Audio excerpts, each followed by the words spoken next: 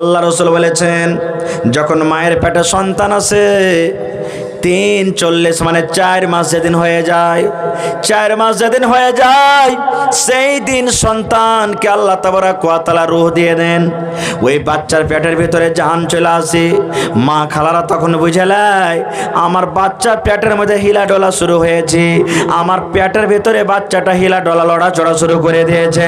ওই মা তখন জানতে পারে, মাকে বলে, হয়তো স্বামীকে বলে, হয়তো আর কাউকে বাড়ির বলে, এ স্বামী জান, এ মাকে দেখ আমার পেটের সন্তানটা হিলাডালা করতে লেগেছে গো মা।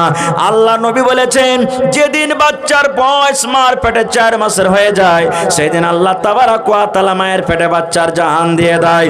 আল্লাহ রাসূল বলেছেন, 4 মাসের পর তোমার বাচ্চাটা যদি মার পেট থেকে মরা হয়, তোমার বাচ্চাটা যদি মরা হয়, 4 মাসের বয়স আছে মরে গেল, 5 মাসের বয়স হয়েছে বাচ্চাটার, মায়ের পেটে বাচ্চার বয়স 5 মাসের, দুনিয়াতে যখন বাচ্চাটা এলো মরা এলো, 6 মাসের বাচ্চা হয়েছে মরা বাচ্চা হয়েছে, 8 মাসের বাচ্চা হয়েছে মরা বাচ্চা হয়েছে।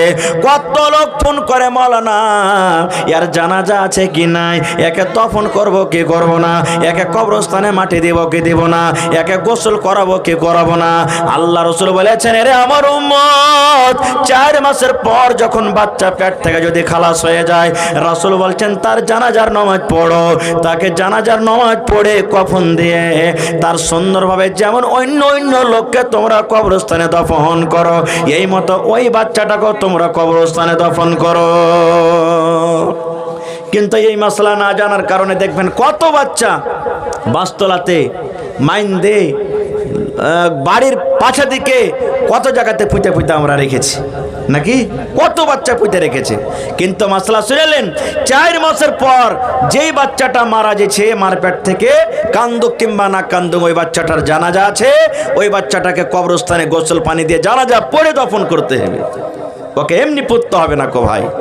তো খায়ের যা হোক, আমি যে বলছিলাম, এ ভাই মুসলমান, যখন মারিয়াম বললেন যে খালু আল্লাহ তাবারক ওয়া তাআলার পক্ষ থেকে এই খানা আল্লাহ আমাকে দেন, জানেন আল্লাহ কোরআনে কি বলছেন? ওই টাইমে কিন্তু জাকারিয়া নবীর একটা ছেলে পেলে হয়নি,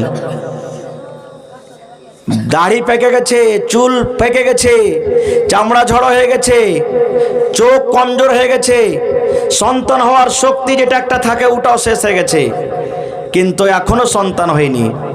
জাকারিয়া নবী তখন মেহরাবে চলে গেলেন, মসজিদের মেহরাবে। আর যে কি বলছেন জানেন? জাকারিয়া নবী এবার দুহাত আল্লাহর দরবারে তুলে দিলেন, চোখ দিয়ে পানি ঝরাইতে শুরু করেছে। জাকারিয়া নবী এবার আল্লাহর দরবারে কান্দা কান্দা দোয়া করছেন।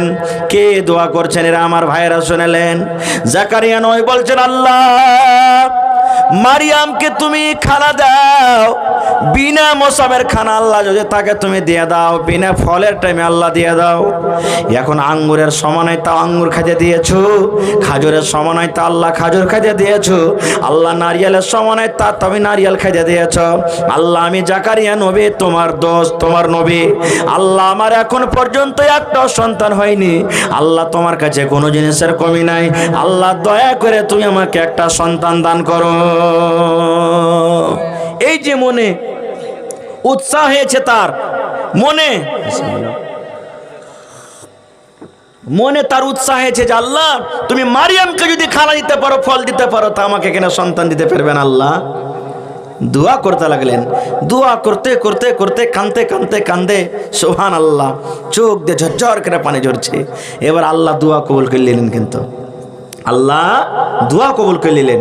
এবার আল্লাহ জাকারিয়া নবীকে ডেকে বলছেন, রে আমার জাকারিয়া নবী, আর কেন্দো না, আর কেন্দো না, যাও যাও, আমি আল্লাহ তাবারক ওয়া তাআলা তোমার দোয়াকে আমি আল্লাহ কবুল করে নিলাম।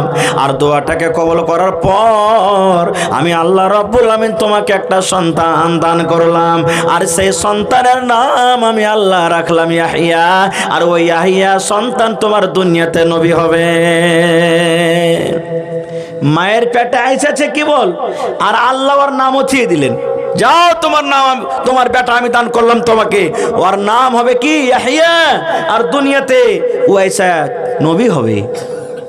তখন জাকারিয়া নবী আল্লাহকে বলছেন, আল্লাহ জি কেমন করে আমার সন্তান হবে জি আল্লাহ, আমি বুড়িয়া গেছি, মাথার চুল আমার পেকে গেছে আল্লাহ জি, চোখ আমার ঝপসা ধরে গেছে, শক্তি যে আমার আছে শক্তি হারিয়ে গেছে, আমি কমজোর হয়েছে রব্বুল আলামিন। আর আমার স্ত্রী বুড়িয়া গেছে, তার সাথে সাথে আমার স্ত্রী বাঞ্ঝা। আল্লাহ রসুল বলেছেন, জাকারিয়া নবী বলেন যে আমার স্ত্রী হলো বাঞ্ঝ, তার পেট থেকে কোখ থেকে সন্তান হইতে পারে না। আল্লাহ কেমন করে সন্তান হবে, আল্লাহ কেমন করে সন্তান হবে মাবুদ আমরা বুঝতে পারি না। আল্লাহ আমি তো কমজোর, আমি হলাম বুড়া, আমার শক্তি হারিয়ে গেছে, আর ওপর থেকে আমার স্ত্রী বাঞ্ঝে, কেমন করে আল্লাহ সন্তান হবে আমি ভাবতে পারি না। এবার আল্লাহ তাবারাক ওয়া তাআলা বলছেন, জাকারিয়া তুমি চিন্তা করো না, চিন্তা করো না, আমি আল্লাহ তাবারাক ওয়া তাআলা যদি বিনা মা বাপের সন্তান আমি তৈরি করতে পারি, তাহলে আল্লাহ রাব্বুল আলামিন আমার ক্ষমতা আছে তোমাদেরকে আমি সন্তান দান করব।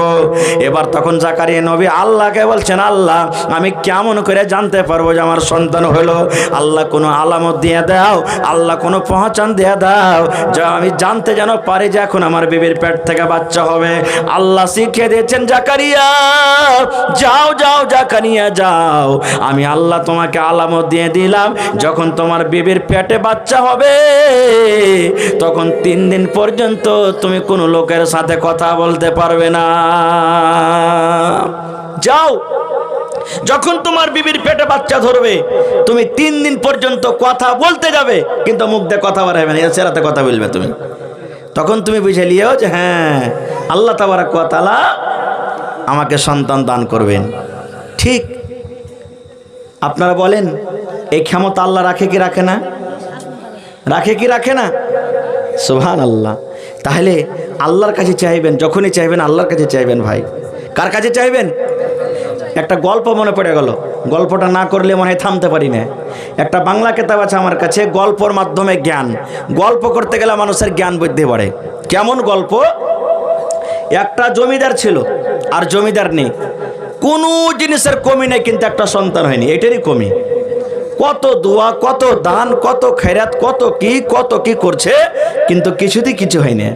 তখন একদিন জমিদার নেই আঁচল পাইতারকে আইনাতে দোয়া করছে। মায়ের লোক দেখবেন কোনো কথা হবে না হবে, ব্যাটার লেগে, ব্যাটা যদি কোনো কথা কাম মানে ভুল করে দেয় আঁচল পাইতে পাইতে দোয়া করবে, এ গোলামের বেটা গোলাম তোর লাগে আমি আঁচল পাইতে পাইতে দোয়া করি, তুই দুনিয়াতে তুই সুখে থাকবি না। বলে কি বলে না? এ মা খবরদার ভাইরাকে বলবো ব্যাটার লেগে চট করে বদদোয়া দিয়েন না। কেন? যে সময়তে বদদোয়া দিবেন হইতে পারে যদি ওই টাইমটাই দোয়া কবুল হওয়ার টাইম থাকে, তাহলে তো আপনার বেটাটা ধ্বংস হয়ে গেল। হলো না? ধ্বংস হয়ে গেল। এবার তখন জমিদার নি দোয়া করছে, আল্লাহ সব দুয়ার খতম করে দিন আল্লাহ, শেষবারের মতন তোমার কাছে আঁচল পেতে চাচ্ছি আল্লাহ, একটা ছেলে দাও তুমি আল্লাহ, আল্লাহ একটা সন্তান দাও। এবার ওই বাংলা কেতাবটাতে লিখছে যে একটা চিল দেখেছেন না, মুরগি ছালিয়ে পালিয়ে যায়, বতকে ছালিয়ে পালিয়ে যায়, চিল একটা এন্দুরের বাচ্চাকে ধরে নিয়ে পালাচ্ছিল। আর কোন হিসাবে চিলের মুখ থেকে পাঞ্জা থেকে এন্দুরের বাচ্চা ছুটে যায়, কোন বাস আঁচলে পড়ে গেছে ওর। আর যেমনি আঁচলে পড়ে যায় একবারে বুকে ধরে নিয়েছে, ও রে আল্লাহ আজ আমার মনের রাস্তা পুরা করেছে আল্লাহ, আজ আল্লাহ আমাকে ছেলে দান করেছে। আহা খুইলে দেখে ওর সুঝে না যে এটা এন্দুরের বাচ্চা, আল্লাহ তো কবুল করেছে, যাই হোক আমার ছেলে তো। সুবহানাল্লাহ। এন্দুরের বাচ্চা ভাই দুধ খাইয়া জমিদার সাকড় মানুষ একবারে মোটা, একবারে গাড়ুয়া বিলার মতন করে দিয়েছে। কিছুদিন পর তখন জমিদার আর জমিদার নিয়ে গল্প করছে, কইছে কি মায়ের লোকটা বলছে জমিদার নেই জমিদারকে যে হাজি আর বেটাটার বিয়ে দিবে না। জমিদার কইছে যে কেমন কথা কইছে, আর বহু কোনটা পাবো রে, কোনটা বিয়ে দিব?